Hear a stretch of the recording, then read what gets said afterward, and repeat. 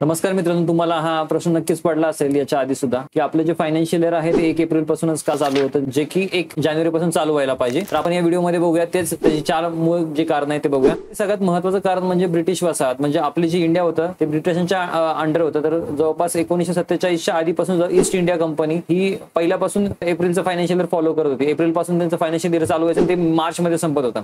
आणि स्वातंत्र्यानंतर सुद्धा ही सेम गोष्ट इंडियाने पुढे कॅरी फॉरवर्ड केली. सेकंड जे मेन रिझन ते आहे की ग्लोबल अलाइनमेंट. आज पण आपण इंडिया ज्या ज्या देशांसोबत ट्रेड करतो त्या मेजर इकॉनॉमीची स्ट्रॉंगर इकॉनॉमीचं जे फायनान्शियल इयर आहे ते सुद्धा एप्रिल पासूनच चालू होते. आणि थर्ड जे रिझन आहे ते आहे ऍग्रिकल्चर इकॉनॉमी. आपली जी इकॉनॉमी आहे ती मोस्ट प्रोबब्ली डिपेंड करते ऍग्रिकल्चरवर. आणि ऍग्रिकल्चरची प्रोसेस आहे किंवा जे सायकल चालू होतात, नांगरणी वगैरे, पेरणी, या सर्व गोष्टी सुद्धा एप्रिल पासूनच चालू होतात. आणि फोर्थ रिझन आहे की भारताचे जे सण आहेत, म्हणजे हिंदू कॅलेंडरनुसार जे सण आहे, गुढीपाडवा म्हणा, त्यानुसार आपलं नवीन वर्ष चालू होतं गुढीपाडव्याला, आणि ते सुद्धा एप्रिलच्या दरम्यानच पडतात. आणि या सर्व कारणांमुळे आपलं जे फायनान्शियल इयर आहे ते एप्रिल पासूनच चालू होतं.